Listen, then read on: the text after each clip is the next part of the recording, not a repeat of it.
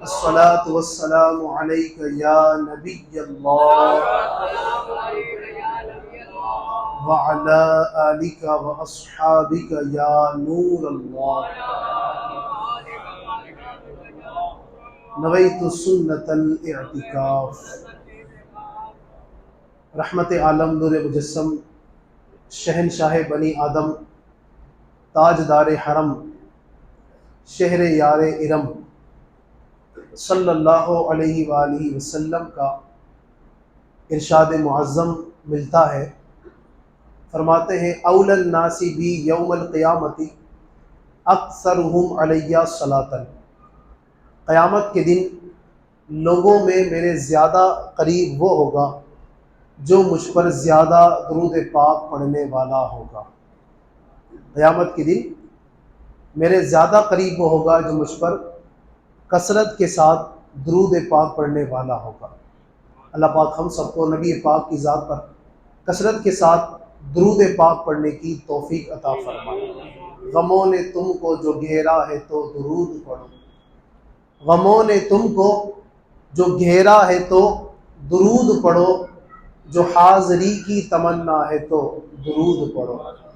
اور خلیفہ اعلیٰ حضرت مولانا جمیل الرحمن قادری رحمۃ اللہ علیہ کہتے ہیں، اے شہنشاہ مدینہ الصلاۃ والسلام، زینت عرش معلی الصلاۃ والسلام، اور میں وہ سنی ہوں جمیل قادری مرنے کے بعد میرا لاشا بھی کہے گا الصلاۃ والسلام۔ اللہ پاک ہم سب کو نبی پاک کی ذات پر کثرت کے ساتھ درود و سلام پڑھتے رہنے کی توفیق عطا فرمائے۔ میرے ساتھ مل کر بلند آواز سے پڑھ لیجیے، صلو علی الحبیب صلی اللہ تعالی علی محمد وعلی آلہ وصحبہ وبارک وسلم، صلاۃ و سلام علیک یا رسول اللہ۔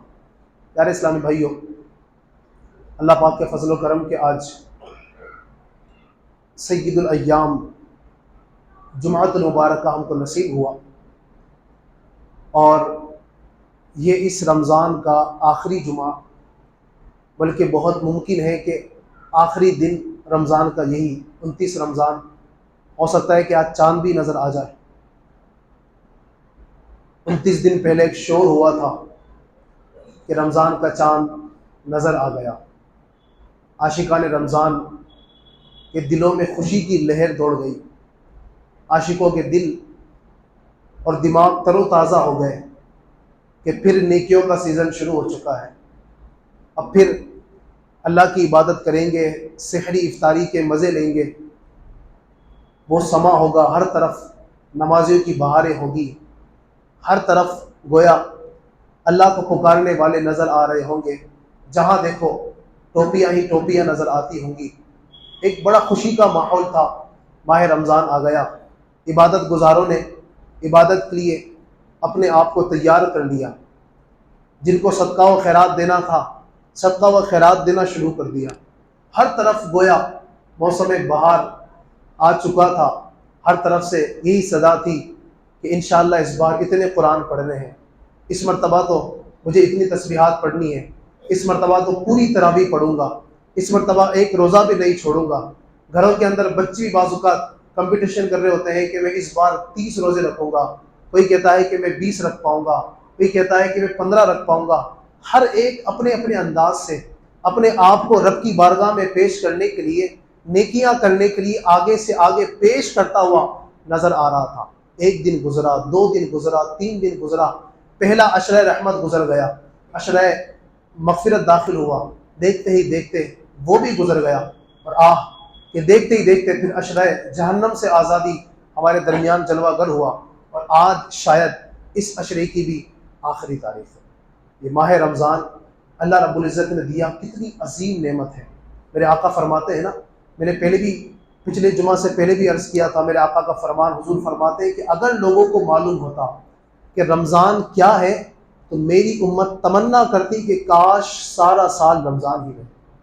یہ تو ہم نا قدرے ہیں کہ ہمیں اس کی قدر نہیں ہے، ورنہ جو عبادت گزار لوگ ہیں، جو رمضان کی قدر جانتے ہیں، جن کے دلوں میں رمضان کی محبت ہے، رمضان کا ادب جن کے دلوں میں ہے نا، ان سے پوچھیے کہ جب رمضان آتا ہے تو کتنی خوشی ہوتی ہے، اور جب رمضان جو جدا ہوتا ہے، آخری عشرہ جیسے ہی داخل ہوتا ہے، ان کے دلوں پر گویا چھریاں چل رہی ہوتی ہیں، ایک غم و آلام کی کیفیت ان کے دلوں پر طاری ہوتی ہے، روتے ہیں، بلکتے ہیں، تڑپتے ہیں، گویا ان کا اپنا کوئی سگا دنیا سے جا رہا ہو، ایسی کیفیت ہوتی ہے۔ ارے کیوں نہ ہو ایسا عظیم مہینہ جو آتا ہے ہمیں بخشوا کر جاتا ہے، جو آتا ہے جس کے بارے میں فرمایا کہ روزانہ افطار کے وقت اللہ تبارک و تعالیٰ 10 لاکھ لوگوں کو جہنم سے آزادی کا پروانہ عطا فرماتا ہے۔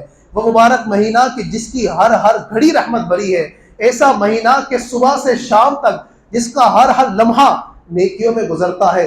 اتنا ہی نہیں بلکہ فرمایا کہ رمضان میں تو کھانے پینے کا حساب تک نہیں ہے۔ اتنا عظیم مہینہ، اتنا مبارک مہینہ، جب یہ آئے تو خوشی کیوں نہ ہو اور جب جائے تو غم کیوں نہ ہو۔ آپ دیکھیں تو صحیح، عاشق رمضان امیر علیہ سنت حضرت مولانا محمد الیاس قادری صاحب دامت برکاتہ علیہ، جو کہ حقیقی عاشق رمضان ہے، جب رمضان جاتا ہے تو کیسی کیفیت ہوتی ہے، ایسا لگتا ہے کہ اپنا کوئی گھر کا سگا چلا گیا، اپنا کوئی رشتہ دار دنیا سے جا رہا ہو، یہ کیفیت ہوتی عاشقوں کی۔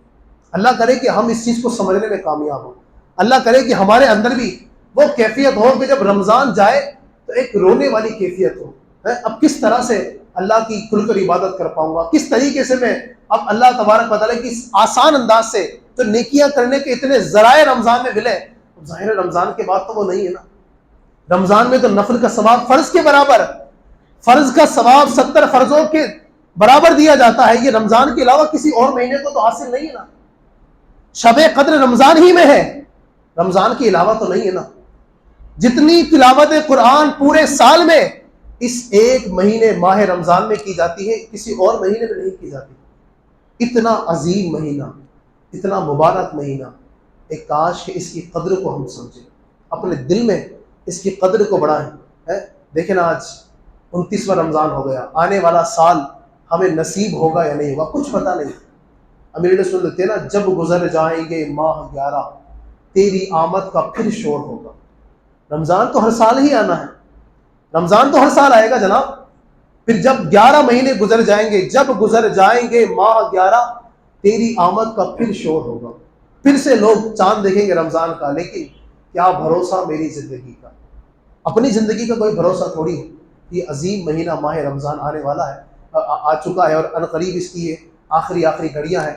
اللہ پاک اس کی برکتیں نصیب فرمائے۔ شیخ طریقت امیر علیہ سنت دامت برکاتہ العالیہ کا مشہور زمانہ کلام، جس کو ایسی مقبولیت حاصل ہے، اور یقین مانیے میں کہتا ہوں اس دور میں امیر علیہ سنت کے جو امت پہ اتنے سارے احسانات ہیں، ان احسانوں میں ایک بہت بڑا احسان یہ ہے کہ آپ نے اس امت کو غم رمضان عطا کیا۔ آپ کا جو کلام ہے بڑا پیارا، قلب عاشق ہوا پارا پارا، الوداع الوداع ماہ رمضان۔ آئیے اس کے کچھ اشعار مل کر پڑھتے، ہو سکے تو آپ بھی آنکھیں بند کر کے، اور جو ماہ رمضان میں کوتاہیاں ہوئی ہیں، جو ہم سے گناہ ہوئے ہیں، ان کو یاد کر کے ہو سکے تو اشک باری کریں، اور ماہ رمضان میں ہم نے جو عبادت کی ہے اللہ کرے اللہ تبارک و تعالیٰ ہماری ان عبادتوں کو قبول فرمائے۔ قلب عاشق ہوا پارا پارا،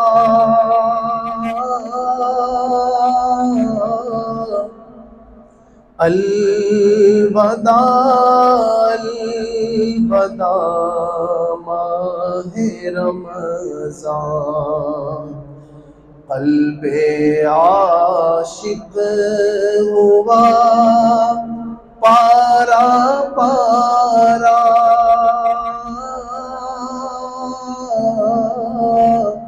الوداع الوداع ماہ رمضان، کلفت ہجر و فرقت نے مارا، الوداع الوداع ماہ رمضان،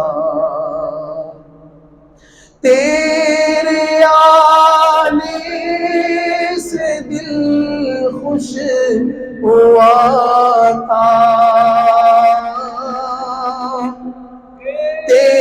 تیرے آنے سے دل خوش ہوا تھا،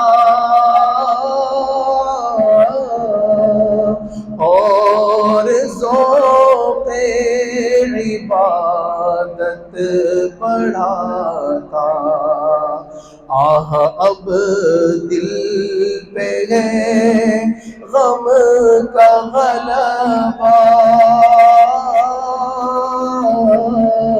الوداع الوداع ماہ رمضان، الوداع الوداع ماہ رمضان، الوداع الوداع ماہ رمضان۔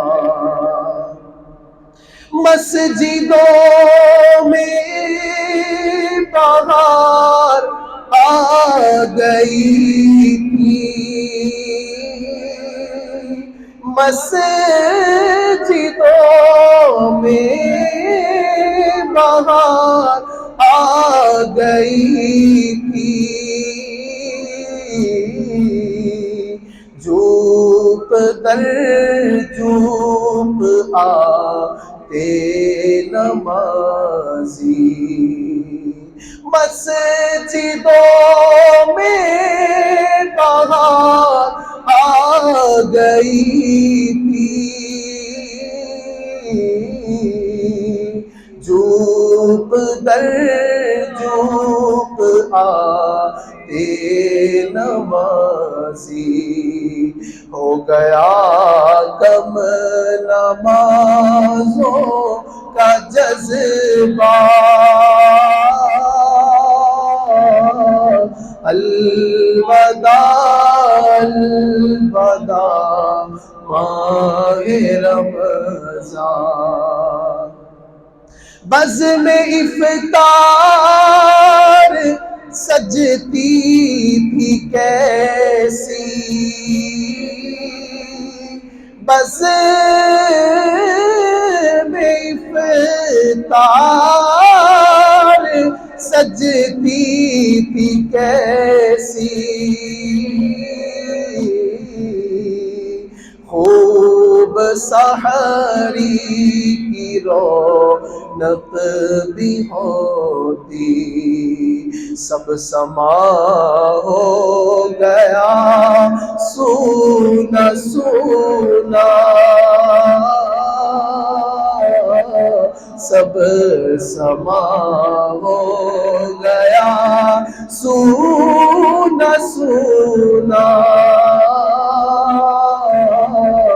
الوداع الوداع ماہ رمضان۔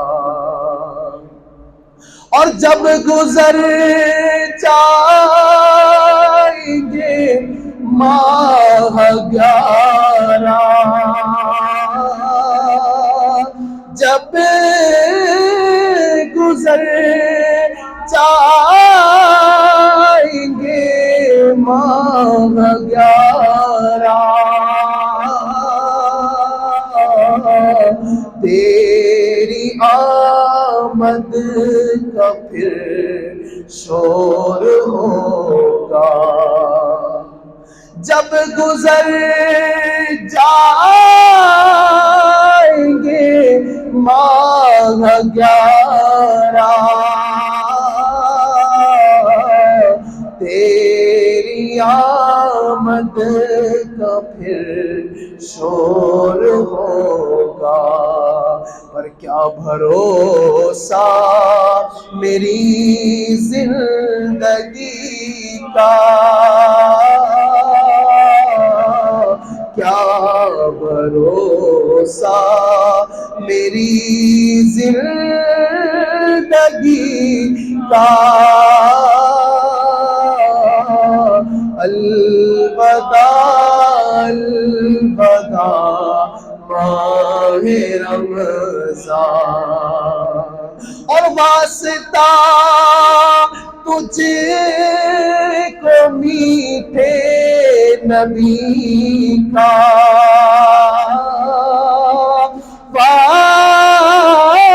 واسطہ تجھ کو پیارے نبی کا،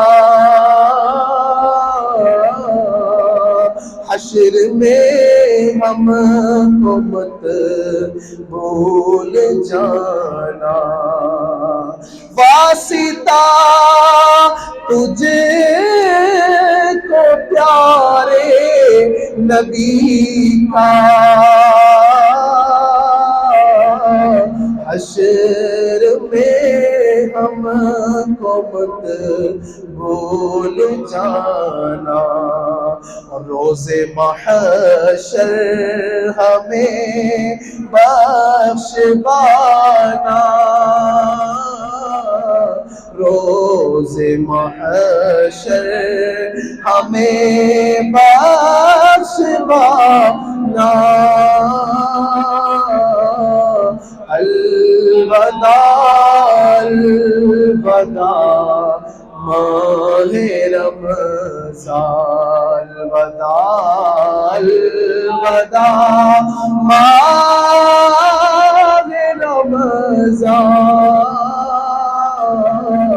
الوداع الوداع ماہ رمضان، تیرے دیوانے اب رو رہے ہیں رمضان، تیرے دیوانے اب رو رہے ہیں، مضطرب سب کے سب ہو رہے ہیں، کون دے گا انہیں اب دلاسا، کون دے گا انہیں اب دلاسا، الوداع الوداع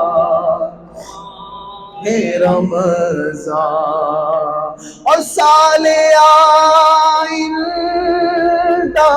شاہ حرم تم،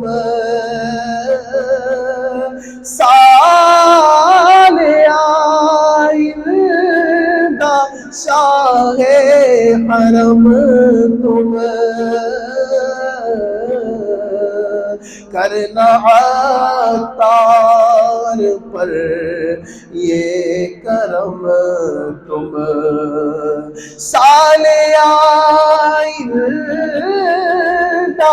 شاہ حرم تم،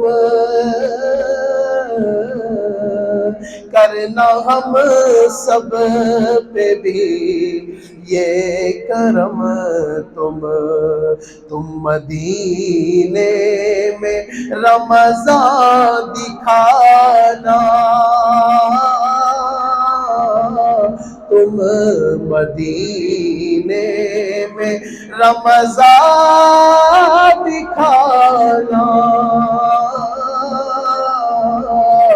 الوداع الوداع ماہ رمضان، الوداع الوداع الوداع الوداع الوداع الوداع الوداع الوداع الوداع الوداع الوداع الوداع الوداع الوداع الوداع الوداع ماہ رمضان، الوداع الوداع ماہ رمضان، الوداع الوداع ماہ رمضان، الوداع الوداع ماہ رمضان،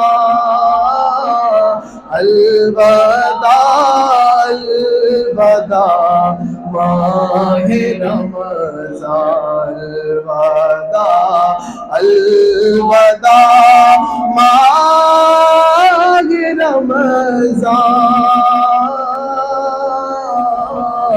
الوداع الوداع ماہ رمضان. صلو علی الحبیب صلی اللہ تعالی علی محمد.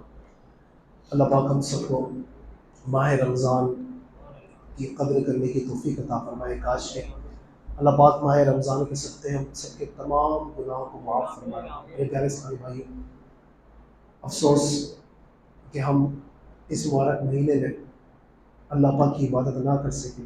آپ دیکھیں تو صحیح، جب گھر میں ہمارے کوئی مہمان آتا ہے نا، اور مہمان ایسا ہو کہ جو ہمارے گھر میں آئے تو ہمارے بچوں کو تحفے دے کر جاتا ہے، گھر میں آتا ہے، اس کے آنے سے سب گھر والے خوش ہو جاتے ہیں.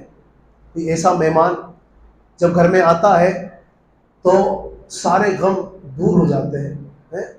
کوئی ہمارے چاچا ہیں، ماموں ہیں، بہت سال پہلے گھر میں آئے تھے، اب ایک بار آتے ہیں تو کتنی خوشی ہوتی ہے. اور جب وہ جاتے ہیں تو بعض اوقات دیکھا جاتا ہے کہ بچوں کی آنکھوں سے آنسو آ جاتے ہیں. بچوں کو بڑا پیار کرتے ہیں وہ، لیکن جب وہ جاتے ہیں تو بچوں کی آنکھوں میں آنسو نظر آتے ہیں. بڑے بوڑھے سب ان کے جانے پر غم کا اظہار کر رہے ہوتے ہیں. یہ ماہ رمضان یقین مانیے اللہ تبارک و تعالیٰ کی طرف سے عطا کیا ہوا بہت عظیم مہمان. یہ بھی ایک بہت عظیم مہمان ہے. ایک مہینے تک یہ ہمارے ساتھ رہا اور ایک مہینہ گزار کر ابھی ہم سے جدا ہو رہا ہے، ہم سے جا رہا ہے. ایک کیفیت ہمارے دلوں پر ہونی چاہیے، ایک غم ہونا چاہیے کہ ماہ رمضان اللہ نے دیا. اور حدیث پاک میں بھی جس کا مفہوم ہے کہ بدبخت ہے وہ شخص جسے رمضان ملا اور اپنی بخشش نہ کروا سکا. رمضان میں ملا تو صحیح ہے، لیکن رب تبارک و تعالیٰ روزانہ افطار کے وقت 10 لاکھ لوگوں کو جہنم سے آزادی کا پروانہ دے رہا ہے.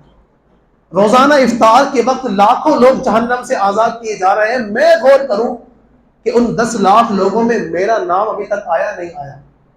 اتنے ساروں کی اللہ پاک نے مغفرت فرما دی، میرا ان میں نام شامل ہوا یا نہیں ہوا؟ کہیں ایسا تو نہیں ہے کہ میں اللہ کی بارگاہ میں مقبول نہ ہوں؟ ایسا تو نہ ہو کہ رمضان گزر بھی گیا، پورا رمضان چلا گیا اور میں کوئی خاص عبادت ہی نہیں کر سکا. ہماری تو یہی حال ہے نا. ہم نے جو تراویح بھی پڑھی ہے اور دل کے اندر یہ ہوتا ہے کہ کیسے کیسے کر کے حافظ صاحب جلدی تراویح پوری کریں، کیسے 20 رکعت پوری ہو جائے. رمضان کے اندر تو ہم سے پہلی بات تو روزے رکھے ہی نہیں جاتے، اور رکھتے بھی ہیں تو دوپہر میں بس یہ خواہش ہوتی ہے کہ گرمی بہت ہے، جلدی روزہ کٹے، جلدی رمضان کا مہینہ چلا جائے. نہیں میرے پیارے اسلامی بھائی، مسلمان کی یہ شان نہیں ہے. نبی پاک تو رمضان کے آنے کا انتظار فرماتے ہیں اور ہم ہیں کہ رمضان کے جانے کا انتظار کر رہے ہیں. اگر آپ غور کریں تو آج ہمارے مسلمان صرف ایک ہی چاند دیکھتے ہیں، ایک ہی مہینے کا انتظار ہوتا ہے، وہ ہے عید کا. عید کا چاند بڑے شوق سے دیکھا جاتا ہے، لیکن رمضان کا چاند کوئی دیکھتا ہے. رمضان کا چاند دیکھنے کا اتنا رجحان نہیں ہے. بس ایسی کسی سے خبر چل گئی تو ٹھیک ہے، پتہ چل گیا نماز تراویح پڑھنی ہے اور روزہ رکھنا ہے. لیکن باقاعدہ اہتمام کے ساتھ جس طرح عید کا چاند دیکھا جاتا ہے، ایک کاش کے مسلمانوں میں یہ رواج پڑ جائے کہ رمضان کا چاند بھی دیکھا جائے، رمضان کی خوشیاں منائی جائے. تو میں امید کرتا ہوں انشاءاللہ رمضان میں اللہ پاک نے جو ہمیں عبادت کی توفیق دی ہے، انشاءاللہ الرحمن ہم رمضان کے بعد بھی اللہ کی عبادت کریں گے. ابھی ہو سکتا ہے کہ آج آخری روزہ ہو، آج افطار کا وقت ہوگا، ہو سکتا ہے کہ چاند نظر آ جائے، اور چاند نظر آ گیا تو ظاہری بات ہے کل عید ہے. پھر دیکھا یہ جاتا ہے کہ اچھے خاصے نمازی وہ لوگ جنہوں نے 30 دن پورا مہینہ اللہ کے گھر میں گزارا، جیسے ہی عید کا چاند نظر آتا ہے اس کے بعد جو عشاء کی نماز آتی ہے اس میں مسلمانوں کی حالت دیکھنے جیسی ہوتی ہے. پورے مہینے یہ رمضان جو ہمیں ملا ہے، اس کا پتہ ہے آپ کو مطلب کیا ہے؟ رمضان کے ملنے کا ایک مطلب یہ بھی ہے کہ رمضان جو ہمیں ملا ہے نا، اس میں ہمیں پریکٹس کروائی جا رہی ہے. اس میں ہمیں پریکٹس کروائی جا رہی ہے کہ اس میں تم نمازوں کے عادی بن جاؤ. ہم نے پورے مہینے تو پریکٹس کی، اچھے انداز سے اللہ کی عبادت کی، لیکن جیسے ہی رمضان کا چاند، عید کا چاند نظر آیا، ہم جناب مسجد سے چلے جاتے ہیں. آپ دیکھیں تو رمضان میں کیسی پریکٹس ہے. انسان روزہ رکھتا ہے نا, بھوک ہے, پیاس ہے, گرمی ہے, سب کچھ ہے, اگر چاہے تو کمرے میں جا کر پانی پی لے, کسی کو کیا پتا چلے گا, لیکن دل میں اللہ کا خوف ہے کہ کوئی دیکھے نہ دیکھے, میرا رب دیکھ رہا ہے. کمرے کی تو بات دور ہے, عصر کی نماز میں وضو خانے پر وضو کر رہا ہے, اور کلی کرتے کرتے اگر تھوڑا سا پانی حلق میں چلا لے, کسی کو کیا پتا چلے گا, لوگ تھوڑی دیکھ رہے ہیں, لوگوں کو تھوڑی پتا ہے, لوگ سمجھیں گے یہ تو کلی کر رہا ہے, تھوڑا سا پانی منہ میں ڈالیے کیا پتا. لیکن مسلمان کا یہ عقیدہ ہوتا ہے, مسلمان کے دل میں یہ ہوتا ہے کہ کوئی دیکھے نہ دیکھے, میں پانی پی بھی لوں گا, کسی کو پتا نہیں چلے گا. وضو کرتے کرتے تھوڑا سا پانی نیچے چلا گیا, 3 کلی کرنی ہے, 2 کلی پانی پی لی, 1 تھوک دی, کسی کو کیا پتا. لیکن نہیں, اسے یہ پتا ہے کہ میرا رب مجھے دیکھ رہا ہے. تو جو بندہ رمضان کے مہینے میں اللہ تبارک و تعالیٰ کے حوالے سے یہ عقیدہ رکھتا ہے, یہ ایمان رکھتا ہے کہ میرا رب مجھے دیکھ رہا ہے, میں اگر پانی پی لوں گا تو اللہ تبارک و تعالیٰ مجھ سے ناراض ہو جائے گا, تو 11 مہینے اپنے موبائل میں فلم دیکھتے وقت یہ مسلمان اپنے دل میں یہ بات کیوں نہیں رکھتا, جھوٹ بولتے وقت, دھوکہ دیتے وقت, 11 مہینے اپنے کاروبار کے اندر ملاوٹ کرتے وقت, جھوٹ بولتے وقت, دھوکہ دیتے وقت, اس کے ذہن میں یہ کیوں نہیں آتا کہ میرا رب مجھے یہاں بھی دیکھ رہا ہے, جو رب مجھے میرے روزے کو دیکھ رہا ہے, اگر میں دھوکے سے پانی پی لوں, جان بوجھ کر پانی پی لوں, اکیلے کمرے میں پانی پی لوں, تھوڑا سا کچھ کھا لوں گا, رب مجھے دیکھ رہا ہے, میرا رب مجھے نماز قضا کرتے بھی تو دیکھ رہا ہے نا, میں اپنے ماں باپ کی نافرمانی کر رہا ہوں, میرا رب مجھے وہاں بھی تو دیکھ رہا ہے. تو یہ ہماری کیفیت اگر پورے سال ہو جائے نا, یقیناً میرا رب مجھے دیکھ رہا ہے. ان اللہ علیم بذات الصدور, بے شک اللہ تو دلوں کے حالات بھی جانتا ہے. اگر یہ ذہن بن جائے نا, اور ہر کام کرنے سے پہلے, جی ہاں ایک فارمولہ یہاں سے لے کر جائیے, ہر کام کرنے سے پہلے اپنا یہ ذہن بنا لیجیے کہ اللہ مجھے دیکھ رہا ہے. اگر یہ ہمارا ذہن بن گیا, اپنے ذہن کے اندر یہ بات بیٹھ گئی کہ اللہ مجھے دیکھ رہا ہے, آپ یقین مانیے کبھی گناہوں کی طرف ذہن نہیں جائے گا. آپ جناب نماز پڑھنے جا رہے ہیں اور ذہن ہی بن گیا کہ اللہ دیکھ رہا ہے, تو نماز پڑھنے میں اور لطف آئے گا کہ میرا رب مجھے دیکھ رہا ہے, میرا رب کے لیے نماز پڑھوں. آپ روزہ رکھ رہے ہیں, ذہن یہ ہے کہ اللہ مجھے دیکھ رہا ہے, روزہ رکھنے کا اور لطف آئے گا. اسی طریقے سے اگر کوئی شراب کی طرف بڑھ رہا ہے, شراب کی طرف بڑھنے سے پہلے یہ سوچ لے کہ اللہ مجھے دیکھ رہا ہے. جب یہ ذہن میں یہ بات آ جائے گی کہ اللہ مجھے دیکھ رہا ہے, تو شراب کی طرف ہاتھ نہیں جائے گا. جوا کھیلنے چاہتا ہے, جوا کھیلنے جا رہا ہے, اور یہ سوچ لے پہلے کہ اللہ مجھے دیکھ رہا ہے, انشاءاللہ جوا نہیں کھیلے گا.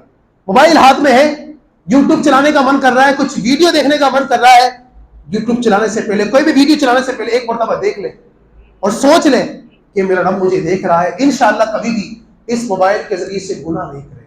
تو اپنا ذہن یہ بنائے, اپنی سوچ یہ بنائے کہ جس رب تبارک و تعالیٰ کے حوالے سے میں یہ سوچتا ہوں, میرا یہ عقیدہ ہے کہ میں افطار سے پہلے اگر کچھ کھا لوں گا, پی لوں گا, اللہ مجھے دیکھ رہا ہے, اللہ تبارک و تعالیٰ کی بارگاہ میں جواب دینا ہے. اگر ہر کام سے پہلے ہی ہم اپنا یہ پکا ذہن بنا لیں, اپنا مضبوط ذہن بنا لیں, تو انشاءاللہ تبارک و تعالیٰ کبھی بھی گناہوں کی طرف ہمارا ذہن نہیں جائے گا. تو میں امید کرتا ہوں انشاءاللہ ہم آج سے یہ نیت کریں, آج سے ارادہ کریں, جس طرح رمضان کے اندر عبادتیں کی ہیں, رمضان کے بعد بھی انشاءاللہ نمازوں کا سلسلہ رکھیں گے. اور یہ اللہ کا اتنا بڑا احسان ہے, اللہ نے ہمیں اتنی ساری نعمتیں دی ہیں, اگر ہم اس کی عبادت کریں گے یقین مانیے کچھ نقصان نہیں, فائدہ ہی فائدہ ہے. پھر آپ دیکھیں تو صحیح, نماز جو ہم پڑھ رہے ہیں کتنا ٹائم لگتا ہے. آپ کو ایک آسان طریقہ بتاؤ نماز پڑھنے کا. آپ دیکھیں 24 گھنٹے ہیں, 24 گھنٹے میں سے ہم جو نماز کی جو اوقات ہے نا, 5 اوقات, فجر, ظہر, عصر, مغرب, عشاء, ان کے وقتوں کو آپ لے جا کر, فجر میں کتنا ٹائم لگتا ہے, مشکل سے 10 منٹ, 4 رکعت ہی پڑھنی ہے نا, 2 سنت 2 فرض, مشکل سے دعا وغیرہ ملا کے, سلام ملا کے اگر آپ نکالیں تو 10 منٹ.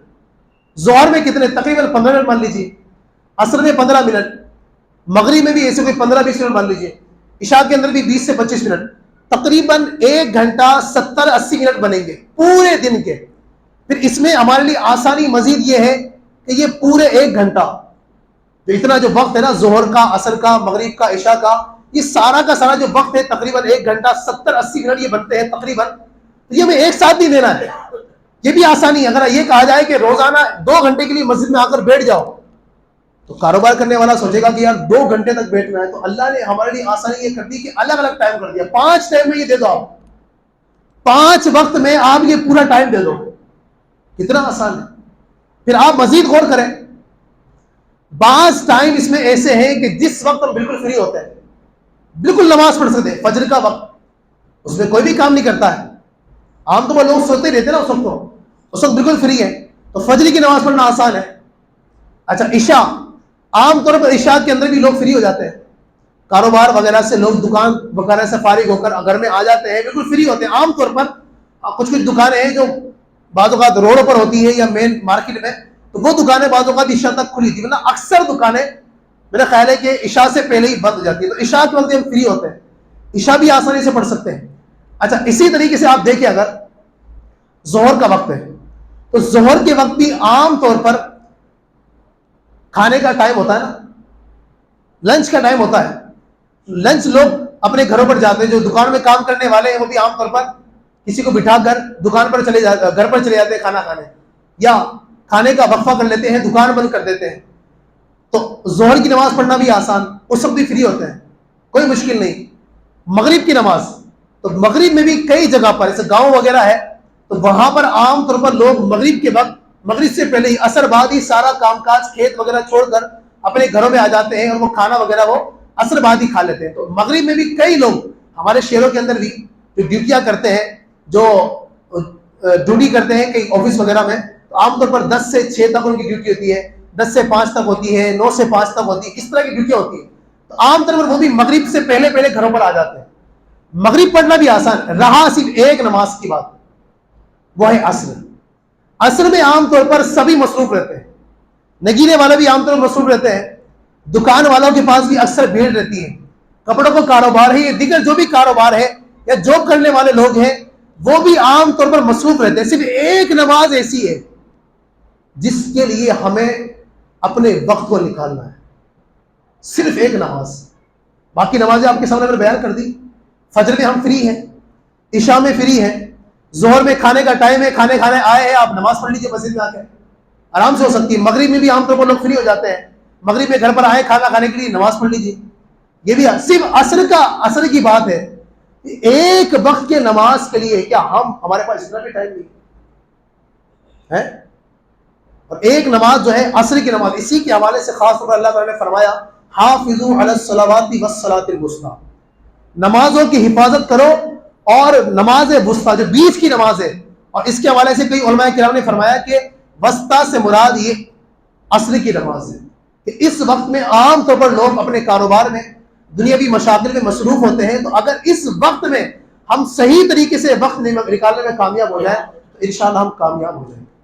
یہ 5 وقت ہیں ہمارے پاس، آسانی کے ساتھ مجھے بتائیے کہ ہم نماز نہیں پڑھ سکتے، اور یہ تو میں نے آپ کی آسانی کے لیے بتایا، ورنہ حقیقت یہ ہے کہ اللہ کی عبادت کرنے کے لیے اس طرح آسانی تلاش نہیں کرنی چاہیے، بلکہ ہمیں چاہیے کہ ہم کتنے ہی مصروف ہو لیکن اللہ کی عبادت کا وقت آ گیا، ادھر منادی نے اذان دی، ہمارا یہ حال ہونا چاہیے کہ سارے کام کاج چھوڑ کر مسجد میں چلے جائیں۔ امام غزالی رحمۃ اللہ علیہ لکھتے ہیں کہ پہلے کے زمانے میں لوگوں کا یہ حال تھا کہ جیسے ہی اذان ہوتی نا، لوگ اپنے کاروبار کو چھوڑ کر مسجدوں کی طرف چلے جاتے۔ جی ہاں، فرماتے ہیں کہ اگر لوہار جو لوہے کا کام کرتا ہے، اس نے لوہے پر مارنے کے لیے ہتھوڑا اٹھایا ہے اور اتنے میں اذان ہو گئی، اللہ اکبر اللہ اکبر، امام غزالی فرماتے ہیں کہ اب جیسے ہی وہ ہتھوڑا مارنے والا ہوتا ہے، ابھی اذان ہو گئی ہے، ادھر اذان ہوئی تو وہ ہتھوڑے کو لوہے پر مارتا نہیں بلکہ اس کو ایسے ہی رکھ کر مسجد میں چلا جاتا۔ جو موچی ہوتا ہے جوتے سینے والا، فرماتے ہیں کہ موچی نے جوتا سینے کے لیے سوئی کو ایک طرف سے ڈالا ہے اور ڈالتے ہی اتنے میں اذان ہو گئی، اب دوسری طرف نکالنے میں کتنا دیر لگے گا؟ کتنی دیر لگے گی؟ سوئی ڈال دی ہے، دوسری طرف نکالنے میں کتنی دیر؟ لیکن فرماتے ہیں کہ جیسی اذان ہو گئی وہ اتنا اپنے لیے اس بات کو بھی اپنے لیے برداشت نہیں کر پاتا تھا کہ میں دوسری طرف سوئی نکالوں، اور نماز کا وقت ہو گیا تو سوئی کو ویسے ہی چھوڑ کر، نکال کر نہیں، جیسے اس نے ڈالی اس میں جوتے میں، ویسے ہی ڈال کر چھوڑ کر مسجد کے لیے چلا جاتا۔ یہ پہلے کے لوگوں کا معمول تھا، اور یہ بھی لکھا گیا ہے کتابوں کے اندر کہ مسجدوں کے باہر نا پہلے کے لوگ ریڑیاں لگایا کرتے تھے. ریڑی ہوتی ہے نا جو دکانیں لگاتے ہیں, کیلے والے ہیں, سیب والے ہیں, فروٹس والے ہیں, یا دیگر چیزوں کی جو دکانیں لگاتے ہیں, ٹھیلا لگاتے ہیں ٹھیلا. تو پہلے کے زمانے میں فرمایا گیا کہ مسجدوں کے باہر باقاعدگی کے ساتھ لوگ ٹھیلے لگاتے تھے. کیوں؟ وجہ یہ تھی کہ لوگوں کا یہ گمان تھا, اور حقیقت یہ تھی کہ سب سے زیادہ اگر پبلک کہیں ملے گی نا تو مسجد میں ملے گی. تو مسجد کے باہر جو دکاندار ہیں, ٹھیلے لگانے والے ہیں, پہلے ہی ٹھیلے لگا لیتے, اور جیسے ہی نمازی باہر آتے تو ان کی اچھی خاصی دکانداری ہو جاتی تھی. اور آج شاید میں سمجھتا ہوں کہ جو ٹھیلے لگانے والے ہیں نا, آپ کو شاید ہی کسی مسجد کے باہر, ہاں جمعہ میں کہیں اکا دکا میں مل جائے تو مل جائے, ورنہ عام نمازوں میں کسی مسجد کے باہر ٹھیلے والے آپ کو اس انداز سے نظر نہیں. کیوں؟ ان کو پتا ہے کہ یہاں پر آئیں گے تو ہمارا نقصان ہی ہونا. مسجد میں 50-60 لوگ آتے ہیں نماز پڑھنے, اس میں سے بھی 2-3 لوگ لیں گے. اس سے اچھا تو یہ ہے کہ ہم بازار میں کھڑے ہو جائیں. بازار ہمارے آباد ہیں اور مسجدیں سنی ہو چکی ہیں. یہ پہلے کے لوگوں کا ذہن تھا مسجدوں کو آباد کرنے کے حوالے سے, اور ہمارا جو ذہن ہے ہمارے سامنے ہے. اب یہ رمضان کا آخری دن ہے میرے پیارے اسلامی بھائیوں. ہم نے رمضان میں الحمدللہ نمازیں بھی پڑھی, تراویح بھی پڑھی, تلاوت قرآن بھی کی, روزے بھی رکھے, صدقہ و خیرات بھی کیے, سب کچھ کیا ہم نے. اب کیا ارادہ ہے آپ کا؟ کچھ نیت بنتی ہے کہ انشاءاللہ الرحمن اب رمضان کے بعد ہم جو رمضان سے پہلے جو ایام تھے ویسے نہیں گزاریں گے, بلکہ انشاءاللہ تبارک و تعالی رمضان میں جس طرح ہم نے اللہ کی عبادت کی ہے کوشش کریں گے کہ اسی طریقے سے ہم رمضان کے بعد عبادت کرتے رہیں انشاءاللہ. ہماری مسجدیں جس طرح رمضان میں الحمدللہ پیچھے تک نمازی ہوا کرتے تھے, ایک کاش کے رمضان کے بعد بھی یہ سما ہمیں دیکھنے کو ملے کہ پیچھے بھی لوگ بیٹھے ہوئے ہیں, لوگ انتظار کر رہے ہیں کہ ہمیں کب جگہ ملے. انشاءاللہ تبارک و تعالیٰ اگر ہم یہ کام کریں گے, اللہ نے چاہا تو اس کی بڑی برکتیں نصیب ہوگی. اللہ تعالیٰ ہم سب کو ماہ رمضان کی برکتیں نصیب فرمائے. رمضان میں ہم نے جو عبادتیں کی ہیں اللہ پاک محض اپنے فضل و کرم سے قبول فرمائے. جو کوتاہیاں ہم سے ہوئی ہیں رمضان کے اندر, اللہ تبارک و تعالیٰ ہماری ان کوتاہیوں کو, ان لغزشوں کو, ان گناہوں کو اپنے فضل و کرم سے معاف فرمائے. میرے پیارے اسلامی, اگر آج چاند نظر آ جاتا ہے تو پھر کل عید کا دن ہے. عید کے دن کے حوالے سے کچھ باتیں عرض کر دیتا ہوں. سب سے پہلے تو عید کی نماز کا اعلان سن لیجیے کہ انشاءاللہ مجھے جو موزے صاحب کی طرف سے بتایا گیا ہے 8 بجے انشاءاللہ عید کی جماعت قائم کی جائے گی. 8 بجے عید کی جماعت قائم ہوگی. 8 بجے انشاءاللہ عید کی جماعت قائم ہوگی. اس سے پہلے ہی آپ آ جائیں تاکہ جو بیان وغیرہ ہوتا ہے, جو گفتگو ہوتی ہے, اس میں بھی آپ شرکت کر سکیں. اور اسی طریقے سے عید کے دن ایک خاص عبادت جو ہمیں کرنی ہوتی ہے وہ ہے صدقہ فطر.